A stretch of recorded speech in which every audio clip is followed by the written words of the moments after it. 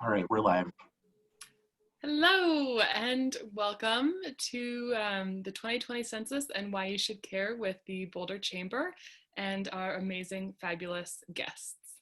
My name is Kate and I am the Member Relations Specialist at the Boulder Chamber, and I am super humbled and happy to be talking with these three wonderful humans today. So,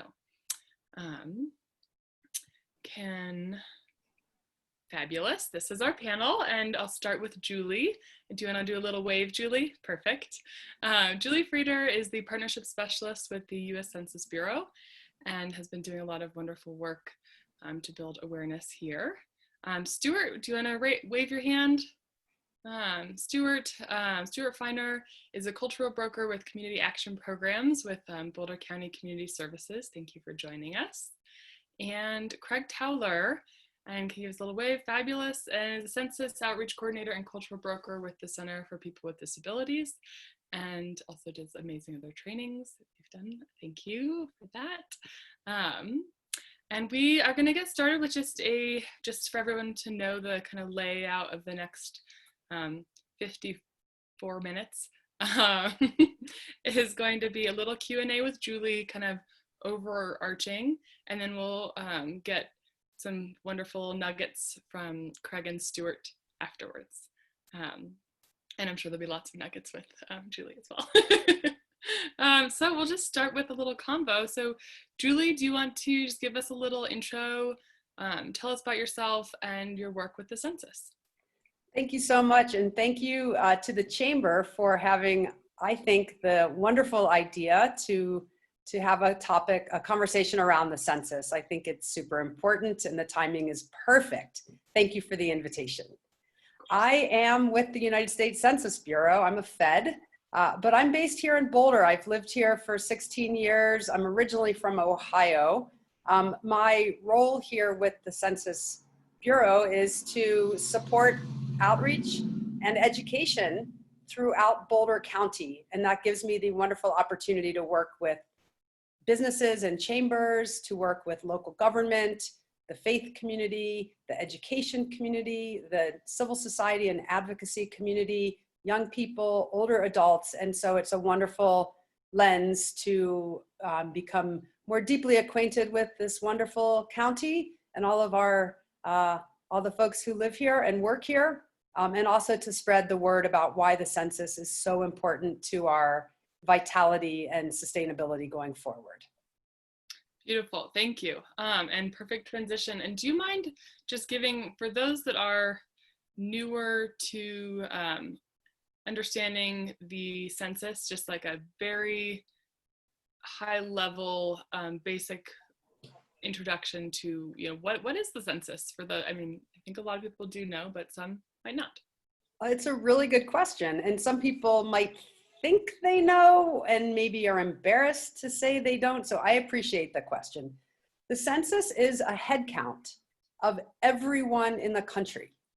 It's actually written into the Constitution that we have to do it and that we only do it once a decade.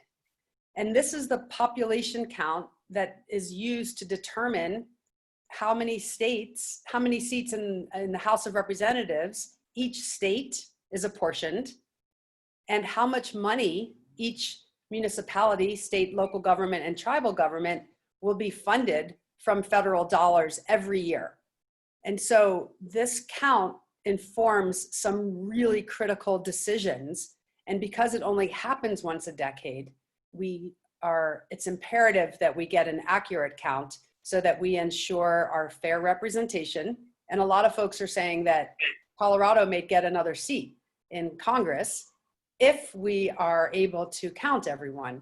And then it also determines how much funding we get into Colorado, into the county. And also states then use this population count for redistricting for legislative and school districts throughout the state. Perfect. That is a wonderful explanation, and your speed at just describing that was perfect. So on that note, do you mind giving us, you kind of touched on it a little bit, a timeline and a few numbers around all of this, numbers that you feel like are important or data that you want to just kind of touch on? Yeah, so it takes a lot of time to count 338 million people across the country, especially because it's not a model predicting the number of people. We said it's an actual enumeration. So it was supposed to be wrapped up by the end of July, but given the changes that we've all had to face and adapt to, there is now an extension. So the census will go on through October, and then the results will be aggregated and sort of delivered. Right now, people are able to respond, and they can respond online, by phone, or with their paper questionnaire. But starting August 11th is when there'll be door knocking. The non-response follow-up phase starts August 11th, and that will go on through the end of October as well. A couple other dates to keep in mind. You know, people always ask in a live session, like, how do you count people experiencing homelessness? How do you count people in hospitals? So there's a different process for making sure that every single person gets counted, regardless of status, regardless of where they live. And so those different processes kind of happen in a staged way. But in Boulder County, the count of people experiencing homelessness will be September 22nd till the 24th. And then the count of people living in sort of buildings like hospitals, prisons, that count happens between July and September as well. Beautiful. Thank you for that, those specifics, because I've heard those questions actually quite a lot. And you led really directly into my next question, which is how, and you may not have a ton to add to this, how has COVID impacted, COVID-19, I should specify, impacted the census data gathering, or just in general? Yeah, it's a really good question. I mean, I think it's, well, first and foremost, the Census Bureau is concerned with the safety and well-being of everyone. So we halted operations, and nobody was in the field when we thought they would be in the field. And that really affected the mountain communities because they weren't able to go online for some technicalities. For technical reasons, they needed to wait, and those field operations were suspended. So we've had a mega pivot, like every other sector of society, really requiring now that census personnel follow local health guidelines that might require PPE and face masks and hand washing. But a lot of what we thought we'd be doing now, which is being at the farmers markets and being at the Boulder County Fair and being at every event we can possibly attend, you know, that was sort of delayed, and we're now getting folks back out into the field, and the Census Bureau has determined that we need a few extra months to complete the work. So nothing changes because we still have to count everyone, and it's as important as ever. And in fact, it kind of amplifies the need for good data because we need to come out of this pandemic. We need to improve and support healthcare and emergency workers and disaster relief and all of those programs. And Stuart and Craig will talk a little more about how those domestic assistance programs and funding for community services is 100% dependent on an accurate count. So really COVID sort of amplifies the importance of this civic exercise, in my opinion. Yes, as it has amplified many things. So yes, thank you for acknowledging. I mean, a couple, just to say, Kate, you know, this is also the first time, since we do this census every 10 years, this is the first time in 2020 that we've been able to do it online. And so in a sense, you know, we're expecting that we will have really good response rates because people can do this in the privacy of their home. And we know the accuracy of the data is better when someone's able to kind of answer on their own without someone coming to their door or talking on the phone. So that doesn't change. People can still go online to 2020census.gov and respond today. Respond today. Beautiful. So let's see, I think a question that kind of we've talked about is kind of what is the role of business? And I think I can leave it pretty general and you can kind of take it from there, and I can ask more questions if I have them on that front. how can businesses be helpful? This is the chamber, so Yeah, it's a really good question, and thank you for asking it. And let me just say, I mean, everyone has a stake in the accuracy and the completeness of this count.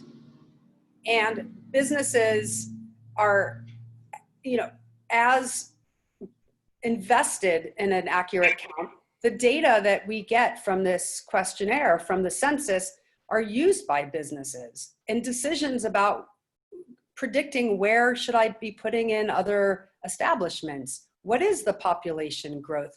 Who is the market in this area? What might they be interested in? So everything from inventory management to market analysis to growth projections is, these data inform those business processes in very real ways. And I would love to continue the conversation with members of the chamber, because I know the big companies like Amazon and determining where they're going to put their new headquarters, and Target, to the small businesses like Hungry Buffs, knowing where they're going to establish new couriers and can they expand, and will that be a reliable market? So I think there's a real invested interest of the business community in having an accurate count, not to mention they're part and parcel of a community, and they care that people are, that it's a vital place to live and that we have community sustainability. So there is this sense that we're all in this together. Now, that said, especially during the pandemic, when so many businesses were shut down,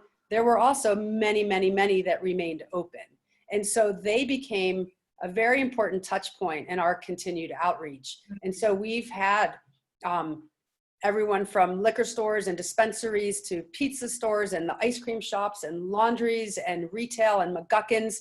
Everyone has been approached and invited to engage in any number of ways. Something as simple as putting up a poster in the storefront, or giving employees 10 minutes off on the clock to do their census and then tag 10 friends. Some businesses like The Village is giving out a flyer with every single purchase. And so they're encouraging people, it's your civic opportunity to help our community. And so businesses are rallying, and there's great opportunities. I would love to talk about how we can ramp it up and how we can have the chambers perhaps across Boulder County figure out some kind of great chamber challenge to see how we can drive self-response. I don't know if that's possible, but would love to explore how to deepen the involvement of this amazing business community. Maybe it's get a free soft drink or a free ice cream cone if you bring in your confirmation that you completed the census. I don't know. I'd love to continue that conversation, Kate. Well, thank you for that idea, and sounds like maybe you just lit a little fire for us to try something out. We'll have to run that by the marketing team. And maybe that just independently is an idea for members that are watching as well. So thank you for that. And you kind of touched on this, on the on some of the issues of equity and all being in this together. And obviously we are in this together, and the analogy of everybody being in different boats with different types, whether, you know, from swimming in the water solo to having a yacht, you know, we're all in different parts of this craziness. And I wanted just to hear you kind of touch on some of the concerns that people have with answering and feeling safe answering the census. Yeah, well, thank you. And there is, you know, people have fears, and there are real barriers to people participating. It might be an access question, and Craig's going to talk a little bit about that. There might be a language barrier. There might be fear of repercussions. And so the whole design of this outreach campaign is, I think, really smart, because we work with local partners who are trusted voices in the community. And the chamber has been involved and supportive from the get-go. It was one of the first meetings I had over a year ago. And throughout every sector, there are trusted partners who are your neighbor. And so it's important to work with them to make sure there's good information about how these data are used. Mm-hmm. And there is statutory protection. The information collected cannot be shared with any other agency. It can't be given to law enforcement or ICE or the IRS.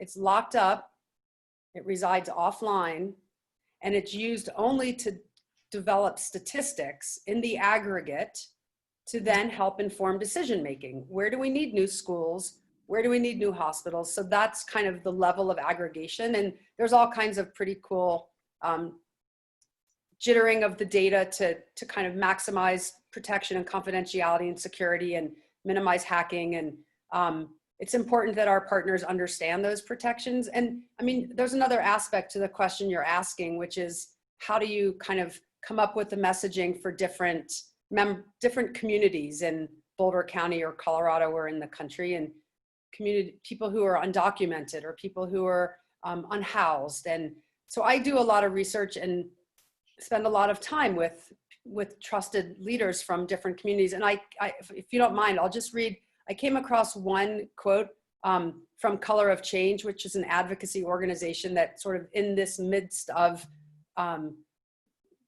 after the murder of George Floyd and conversations around racial justice and racial disparity, I just felt this was a really important sort of link back to why the census is important for so many different communities, every community.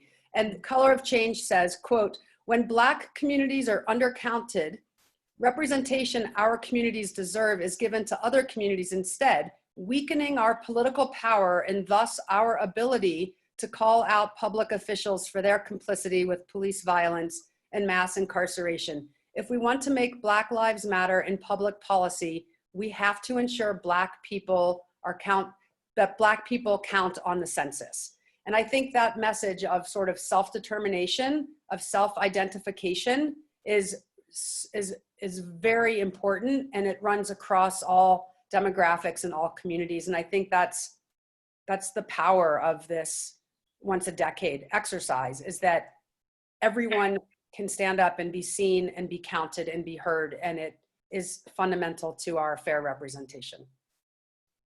Thank you so much for addressing that and bringing in some of those other perspectives. I really appreciate that. Thank you. And I think that segues us to some of our cultural brokers that we've worked with. Thank you, Julie, and everybody can at home clap. Thank you. So appreciate everybody watching and joining us. And for those that have maybe tuned in partway through or are seeing this as they're scrolling the internet, we are talking about the census, Boulder Chamber, with a couple different community partners and all of our who happen to all be members, which is amazing. Thank you. And we are going to tune in and talk to Craig Towler next with the Center for People with Disabilities, and is operating as a cultural broker for the census right now. And I'm going to do a quick second here. Oh, whoops, there we go. I did accidentally switch to our little speaker view. Craig, you want to just take it away, give us a little bit of information about yourself and your work? Yeah, thank you so much. And thank you for the awesome information and intro, Julie. And it's so, the importance of the census is so grand, and it does so much good for our communities, for not only the present for the next 10 years. And as a cultural broker working specifically with people living with disabilities, it's really so important to bring visibility to us in the communities and have accurate representation of our different demographics, especially of marginalized communities, so that when big decisions are being made for budget allocations and so on, we are noticed and not overlooked. And the biggest reason why the census is important to the disability community is people with disabilities make up 26% of the US population. That's nearly 1 in 4 people. And we're such a large part of every community, but yet we're traditionally undercounted and underrepresented. And that's why it's important for cultural brokers to have really focused and targeted outreach within our communities to help bring participation up in our communities, and also really acknowledge why participation is down for whatever barriers, and help remove those barriers within the community to have people feel comfortable with participation, and also understanding the importance that our participation has on the broader scale. The biggest reason why people with disabilities have said they don't participate in the census is simply they've never been asked. And this kind of highlights visibility as well as priorities in the community and why it's so important to be counted. And it's a way to empower ourselves in the community to have a voice and be represented. Because if we're not counted in the census, we're not going to be highlighted in the larger decisions that are made about our communities, which we are a big part of. So that's why we use it as a way to empower ourselves to be seen and be counted. And also, as Julie had mentioned a lot about the confidentiality and security of the census, a big reason why people don't participate who are living with disabilities is they feel like sharing their personal information can be used against them. And this is in regards to interfering with Social Security or medical benefits, or especially people that have worked for a while to be eligible for different healthcare things. They are nervous that their information can be shared and that can somehow affect their eligibility. So we really want to highlight within our community and all communities just the confidentiality of the whole process, and that it's just for statistics to help get a snapshot of the community so that it can better be represented, and not use any of that information to take away services or discriminate in any way. And that's really big with people living with disabilities, because we work hard for benefits and rely on a lot of these federally funded programs to get resources. So the fear of having that complicated or taken away is a very real one that we deal with every day. So that is a barrier that we want to remove by educating people on what the information is used for, so that there's no confusion with that and people can feel comfortable answering this, knowing that they are receiving value and benefit from it and not have any fear associated with it. And just really quick before I take up two more time, a couple other things that the census brings to all communities, but really impacts people living with disabilities, is the census determines budget allocations for real life necessities such as healthcare, supplemental nutrition assistance programs or SNAP, special education grants, and Medicaid. And all of these census figures really help our advocates and community leaders get a, that view from 30,000 feet of who the people are within the communities. And without that, it will be impossible to really understand how to adequately and effectively distribute that money that should be coming to all of us, and in an equal and appropriate way to bring the most value to our communities. So without this full participation, we're only going to get a glimpse of what's needed, and it's going to be impossible to have everyone get an equal share of these tax dollars unless everyone is counted. So that's why we're working so hard to highlight everyone in our community, especially our marginalized communities that have lower response rates and are the lower count groups. And that's what I'm here to do, is to help, highlight everyone in the community, because we all count. And last but not least, without ruining everything, I'm going to try and bring up a quick sheet that talks about actual accessibility features with the census, because a lot of barriers that people can find. Does everybody see that? Great. Yeah, a lot of the barriers are also physical barriers in accessibility, whether that be with language or vision or hearing or any kind of physical disability that could prevent someone from being able to see the form or speak with someone else, are very real barriers that a lot of people experience. So the census does an awesome job with helping remove those barriers with accessibility options. So you can respond to the census online, which is an amazing opportunity that we have to reach so many new people. And a lot of the most widely used screen reader technology, such as JAWS, is compliant with the census website. So if you use a screen reader, it works perfectly. And we've had multiple blind consumers take the census online using the JAWS screen reader and said it was a really good experience and did great. And it's also offered in up to 12 language, as well as American Sign Language, which is just more opportunities for people to get access to the census, which is so needed.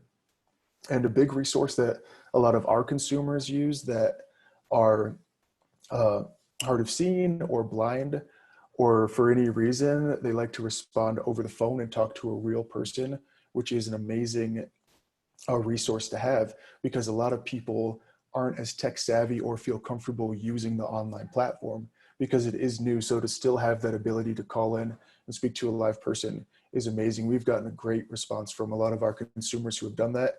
They said they talked to the nicest people and made the process very easy.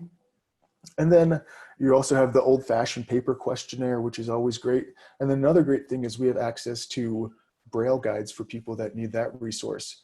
And we have to print them out. So I'll give my email at the end. If you do require a Braille printed guide, let me know, and we can use our community partners to get that printed for you and help you out. Because as cultural brokers, our job is to help everyone participate and remove those barriers. So if we can assist in any way, that's what we're here for. Please reach out. And I'm going to stop sharing this. Great. And that's just a quick little information about the census in relation to disability rights and disability advocacy. And yeah, any questions? Beautiful. Thank you so much. There are some points in there that are definitely a few that I hadn't thought of before, so I super appreciate that. And what I was thinking is we could do go through each of you sharing with Stuart, and then if the three of you have questions for each other or like things you wanted to follow up on or highlight, that it might be cool to have a little cross, answer between all of you, and then I'll put it out there to see if anybody in the public sphere has questions as well. Does that sound good, or would you rather dive into questions right now for you? Okay, great. Thank you so much, Craig, and to everybody out there. We can do our virtual and our, let's see, I don't see my little reaction button here. Can imagine my little emojis clapping. Wonderful. So we will move on to Stuart Feinhor, and with the Community Action Programs with Boulder County Human Services. And please just take a second to introduce yourself, and can dive into all of the amazing information and what you want to share. All right, cool, thanks. So I'm Stuart Feinhor. I'm currently doing census outreach to primarily the senior community through Boulder County. I'm also representing Out Boulder today, and outreach to the LGBTQ community as well. So there's two main things, and then I might be able to give you some numbers, and you should be able to pull up something I sent you earlier. So in terms of why it's important to do the census, I want to start by saying that I previously worked for a member of Congress for 10 years, and that included a time, the last census plus redistricting. So, but I didn't know, even working in government, even working for a member of Congress, even going through a census and redistricting, I really didn't know till I started doing this, the range of services that we're talking about, the amount of money we're talking about. Obviously, we're talking about two main things, representation and funds. So for the senior community, and one nice thing, I was really struck by this when Craig was talking, all of our communities overlap. I mean, there are people with disabilities in every community. There are queer people in every community. There are seniors in every community.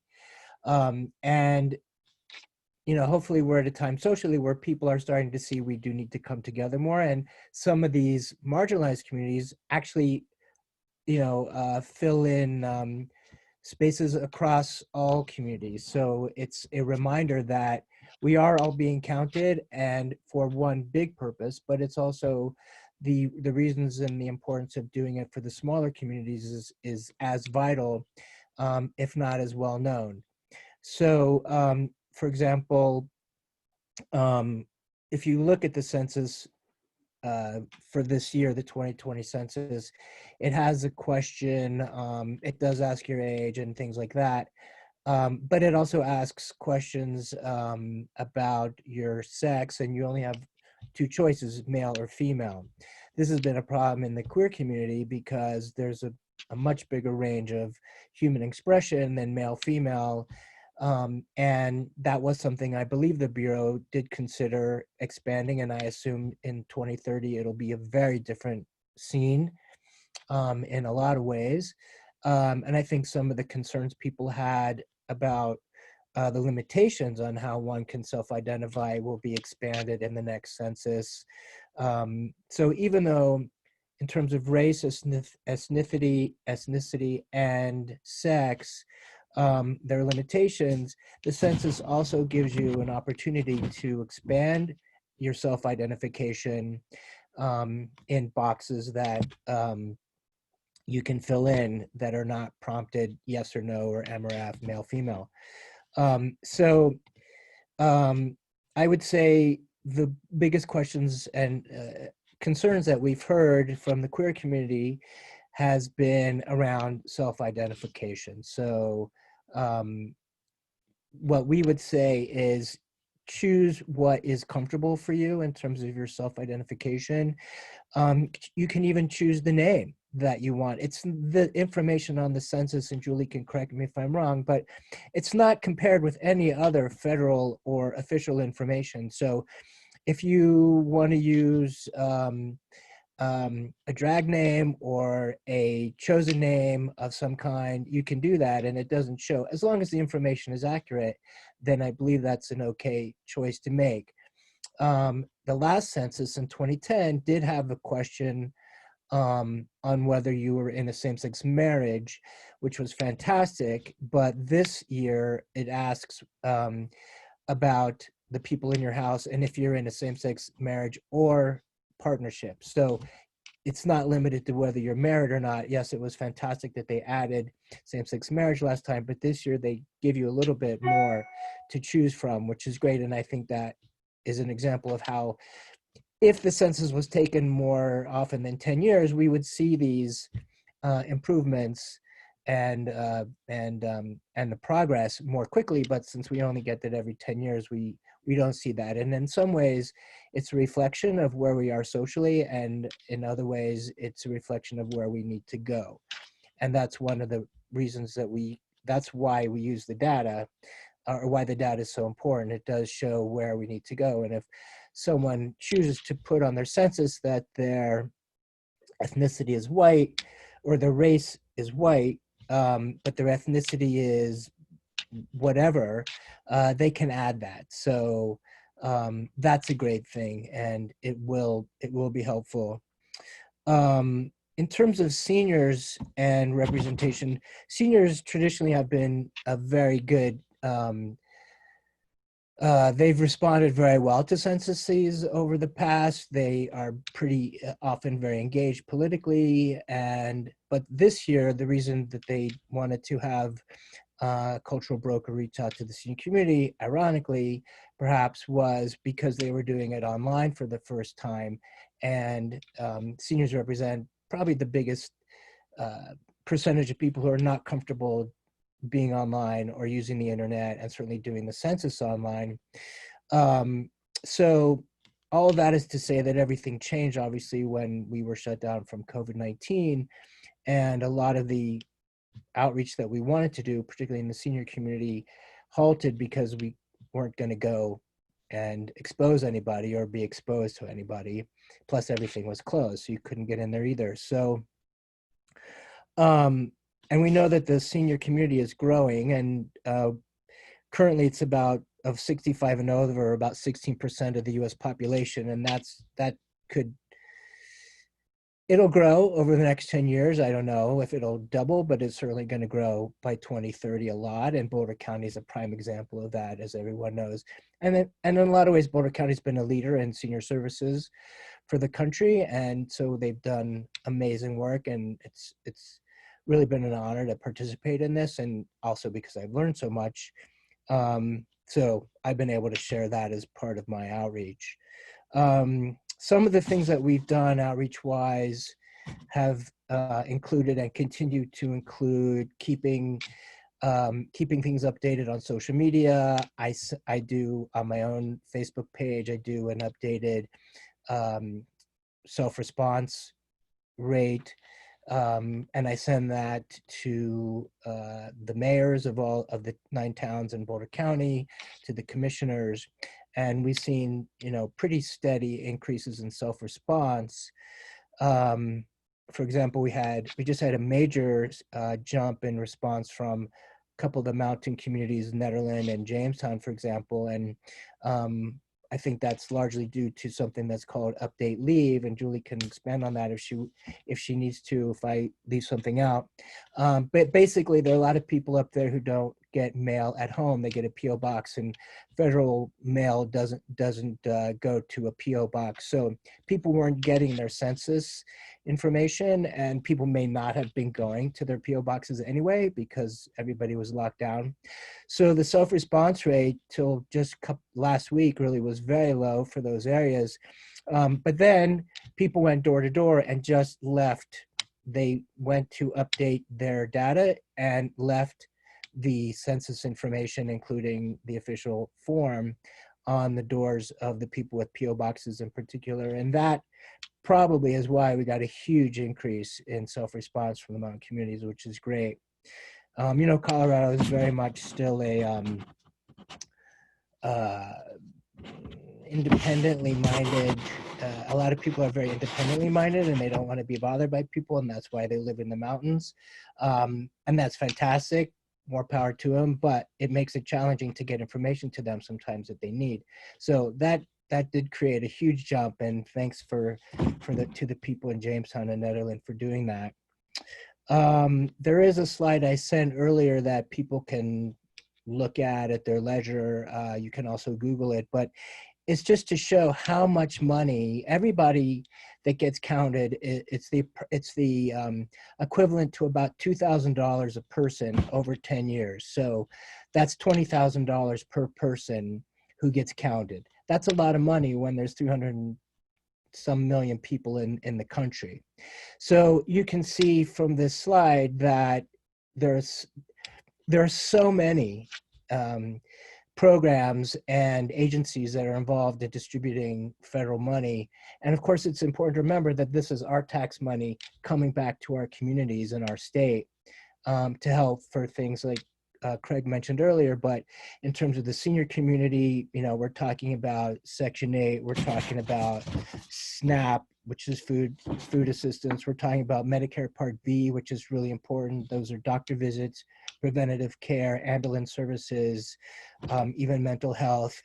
That's Part B. Part A, if you're on Medicare, those are inpatient things, emergency things. That's a different set of funds.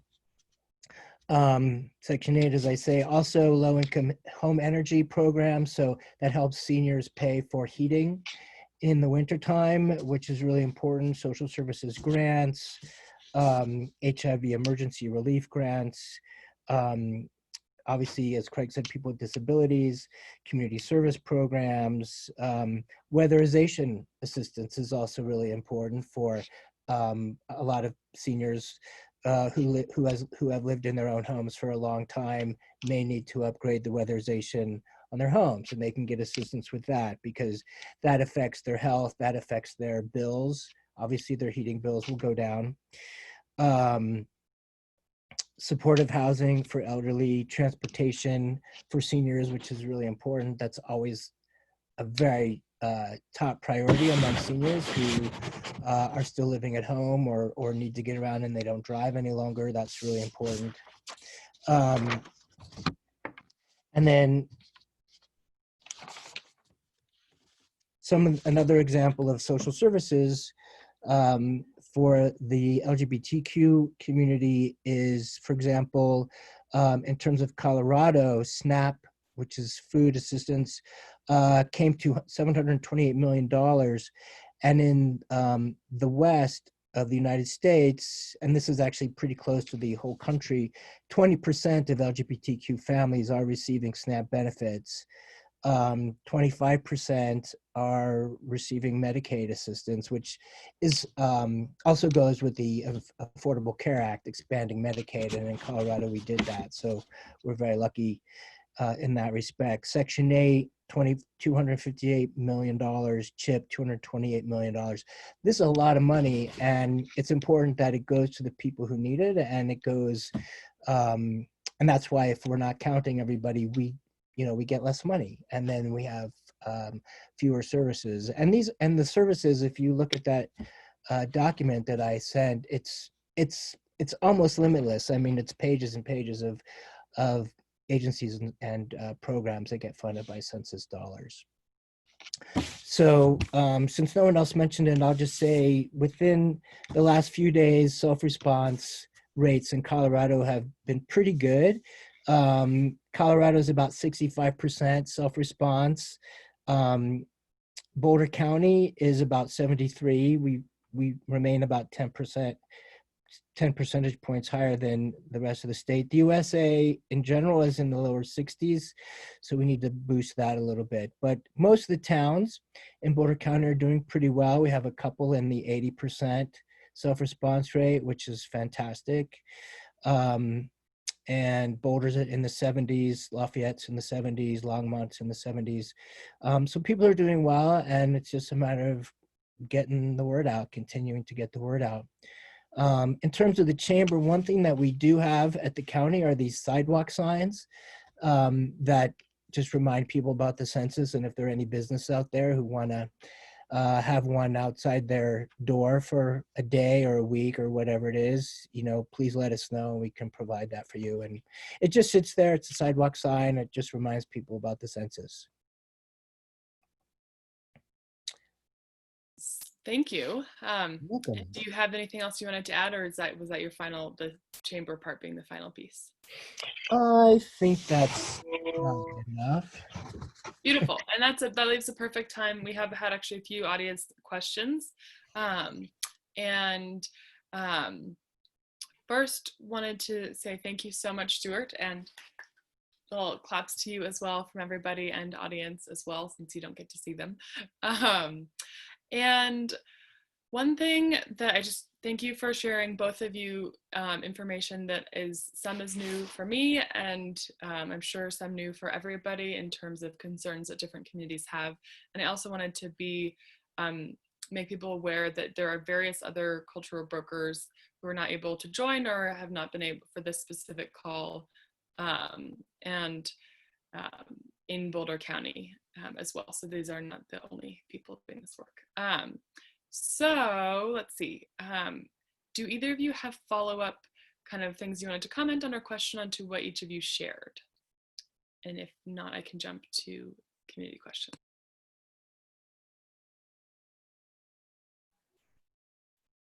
Looks like nothing urgent. Okay. So, and then just raise your hand if you want to take this first question. Is it safer or easier to take the online census or send in the paper?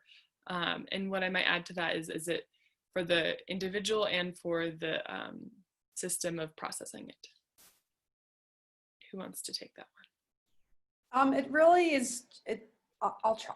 I think it just depends on the comfort of the respondent, and it takes about 10 minutes. It can be a lot less. We answered it on a smartphone. My 15-year-old was punching it in, and it took about 3 minutes for the whole family. So, and in terms of processing, it goes through the national processing centers, and the databases are then updated. So it's important for people to respond now so that someone doesn't come knocking on the door. But in terms of the ease, I think it just depends on the, online you get a confirmation right on the screen. When you do it by mail, you don't get a confirmation. So not that you need it, but there may be advantages if you want to just, sit at home and have it done instantaneously. And I guess I will augment that question has access inherently in that question in terms of humans. So that's right. I would just add to that there are, I did hear from some people at some of these senior facilities, independent living, because I've been in touch with all of those facilities, and some of them that are new, like the building itself is new, the address didn't exist a year ago. Some people I did hear did not receive anything from, and it has nothing to do with the PO box.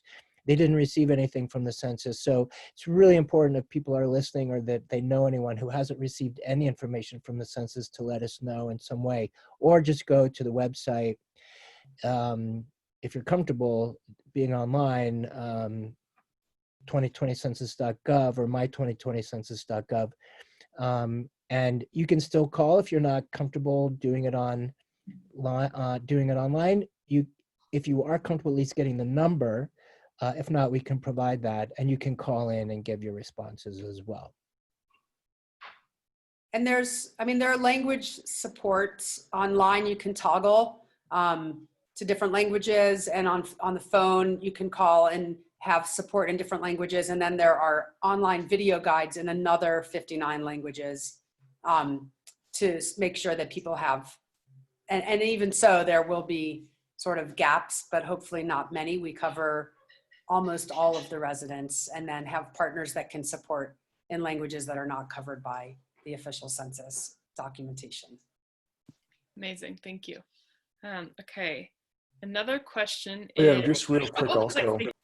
before that, the Colorado Center for the Blind also put out an awesome tutorial video on participating online using the screen reader and that process. So if anyone is in need of that, they have it posted on their website, which is cocenter.org, and it's a good tutorial on the screen reader.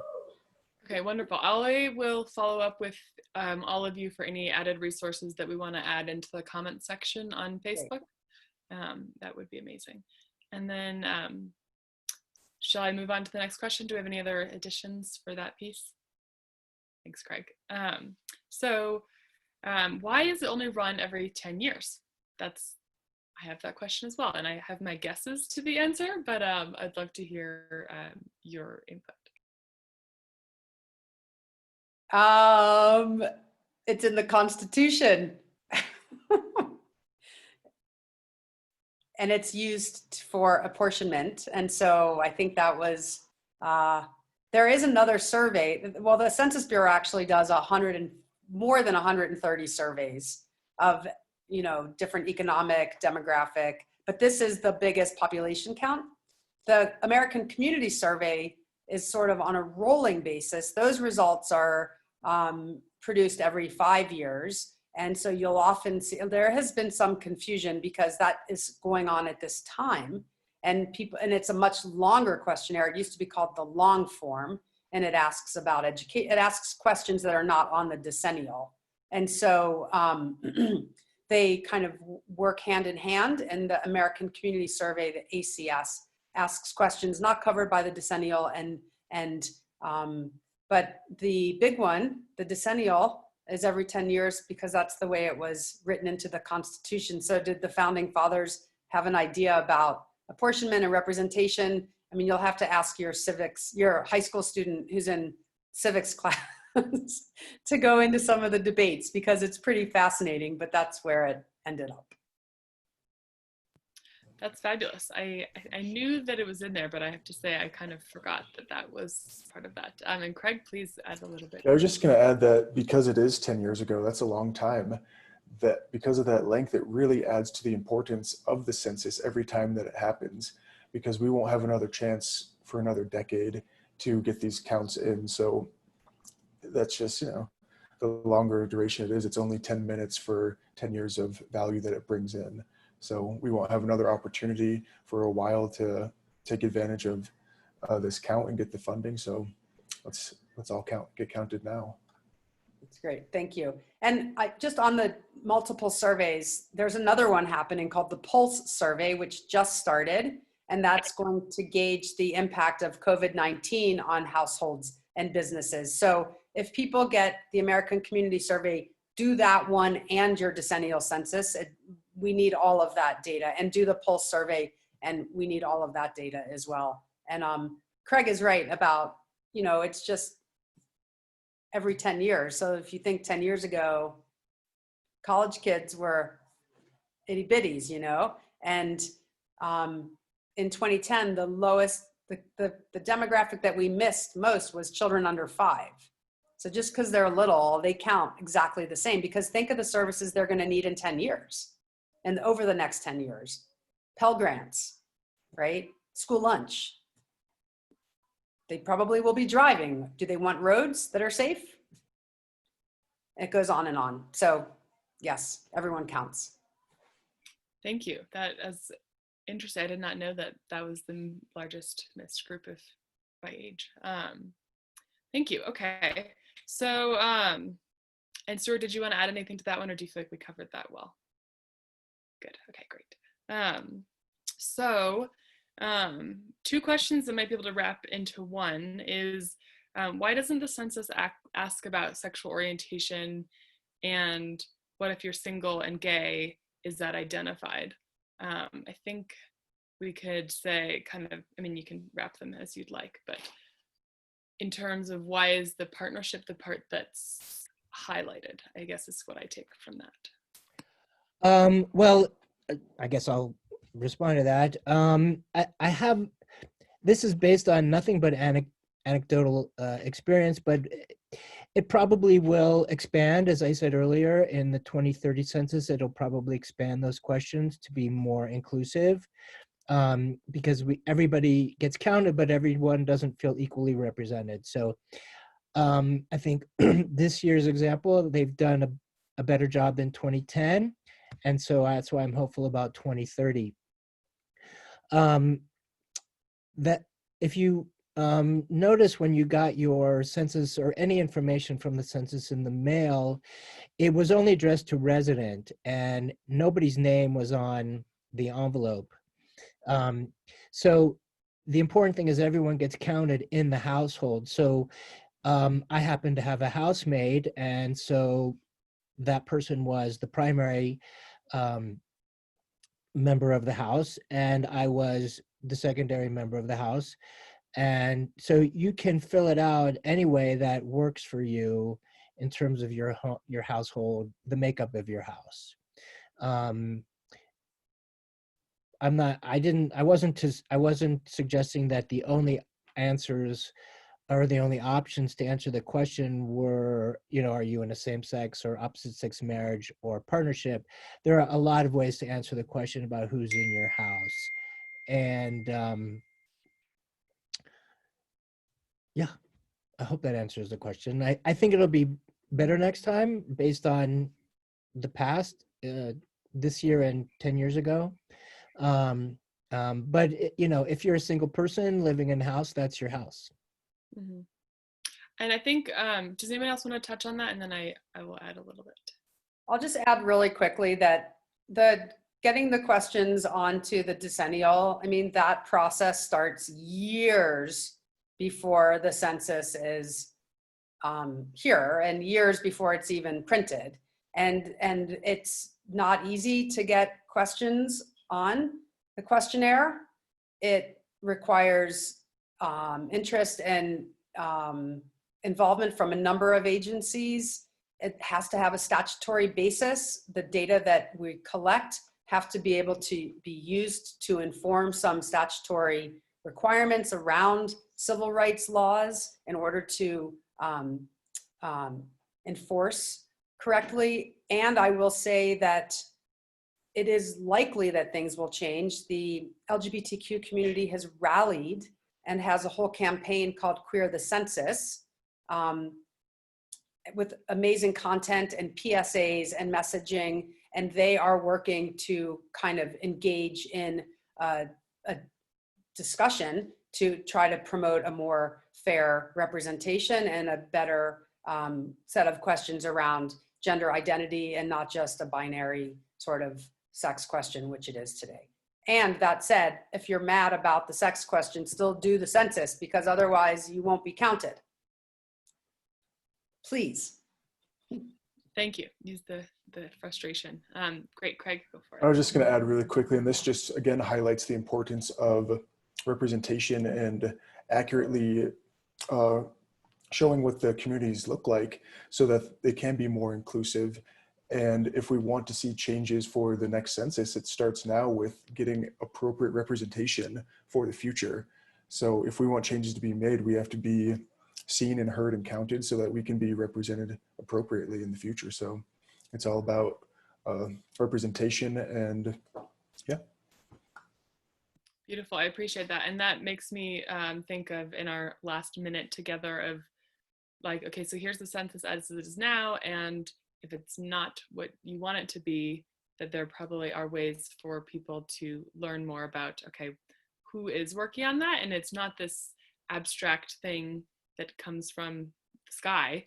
It is something that people work on over, put a lot of effort into to make happen. And so I appreciate all of you helping make what feels like this abstract survey thing feel more tangible for people. So thank you. And with that, I think we will close. If you each want to do just like a little closing statement. I know we started a few minutes late, so I want to just give one little like 30 seconds each to do a little closing and send off for everybody watching and that will watch in the future. And I guess let's go in the same order that we started. So we'll do Julie, Craig, Stuart. Well, I just want to thank Craig and Stuart. You guys are amazing. It's wonderful working with you. And Boulder County's approach is very inspired to this effort. Thank you to the Chamber and Kate. It's awesome to see you.